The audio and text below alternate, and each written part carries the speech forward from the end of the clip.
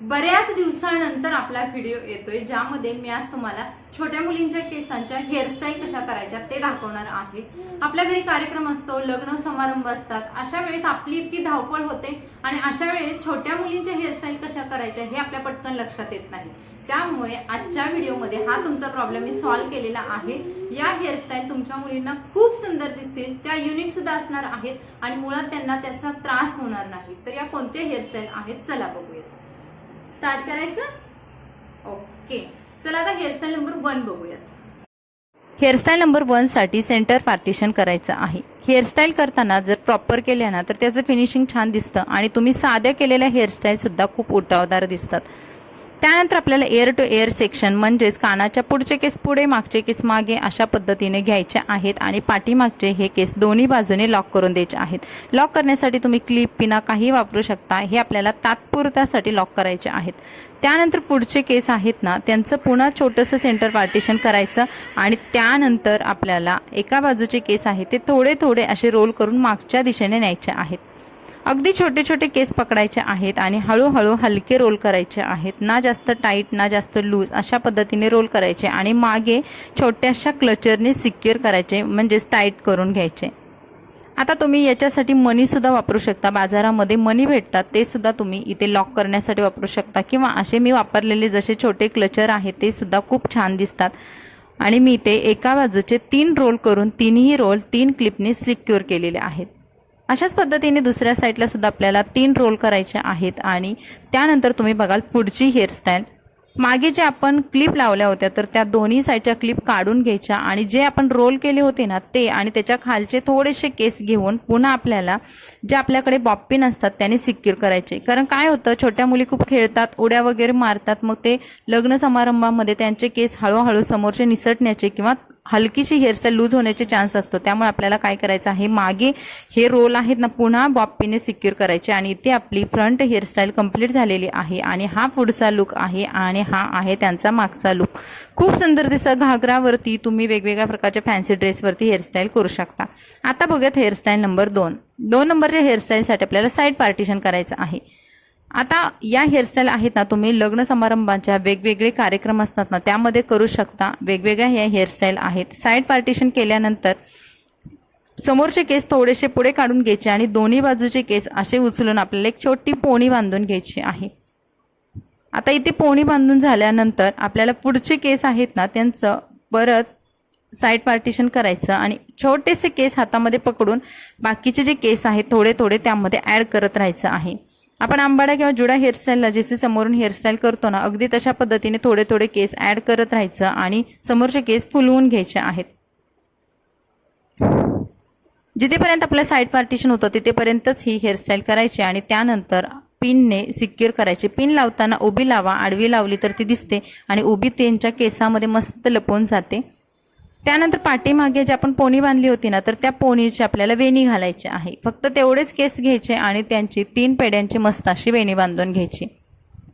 वेणी बांधल्यानंतर खालचे जे केस आहेत ते परत एका पोणीने सिक्युअर करायचे आहेत आणि इथे आपली दुसरी हेअरस्टाईल सुद्धा कंप्लीट होते। फक्त ही हेअरस्टाईल डेकोरेट करताना छान छान प्रकारचे मणी किंवा तुमच्याकडे जे पण छान मटेरियल असेल ते तुम्ही वापरू शकता।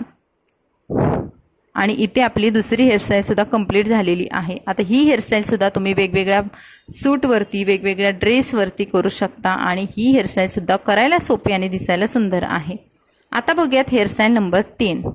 हेअरस्टाईल नंबर 3 साठी सुद्धा मी अशा पद्धतीने परत सेंटर पार्टिशन केलेलं आहे। सेंटर पार्टिशन केल्यानंतर एअर टू एअर सेक्शन मधले पुढचे केस घेतलेले आहेत आणि त्यानंतर आयब्रो पॉईंट पासूनचे पुढचे केस घेतलेले आहेत। म्हणजे मी समोरचे पूर्णच केस न घेता आयब्रो पॉईंट पासूनचे वरचे केस तेवढे घेतलेले आहेत आणि तिथे एका रबरने हे परत बांधून घेतलेले आहेत। त्यानंतर रबर थोडासा लूज करायचा आणि त्यानंतर खालचे जे पोणीचे केस आहेत ते वरून आपल्याला वरच्या दिशेने असे काढून घ्यायचे आहेत, म्हणजे तिथे एक ट्विस्ट तयार होईल नॅचरली।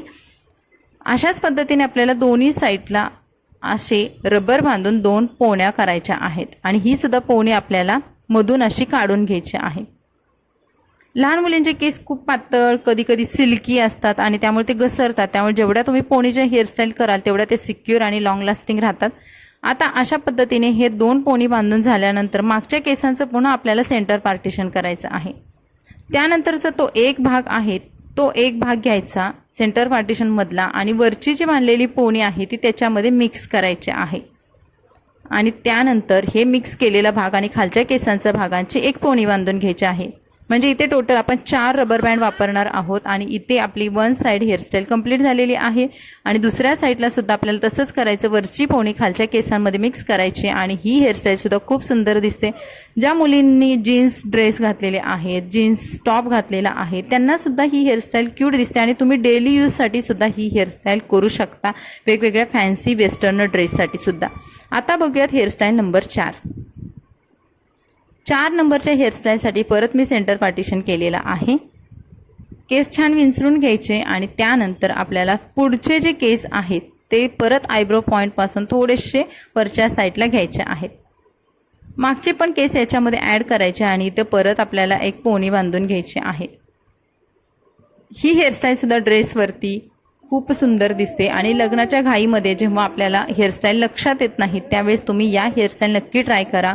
तुमचाही प्रश्न सॉल्व्ह होईल आणि मुलींच्या हेअरस्टाईलसुद्धा पटकन होतात. कारण लग्नामध्ये इतकी घाई असते, कार्यक्रमाच्या वेळेस घाई असते आणि आपण ना ज्या वेगवेगळ्या अवघड हेअरस्टाईल करायला जातो आणि त्या बसत नाहीत किंवा त्या खूप सुटतात आणि मग चिडचिड होते. त्यापेक्षा या सोप्या, घट्ट बसणाऱ्या आणि मुलींनाही त्रास न होणाऱ्या हेअरस्टाईल आहेत.